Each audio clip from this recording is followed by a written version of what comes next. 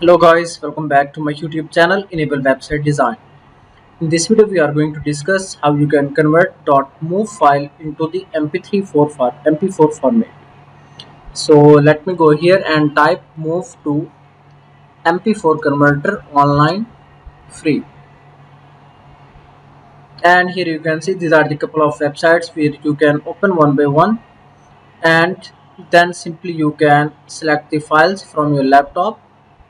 So let me go here and select this one. After that you can select the format where you want to convert.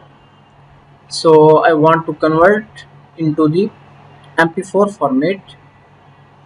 Then after that click on convert button.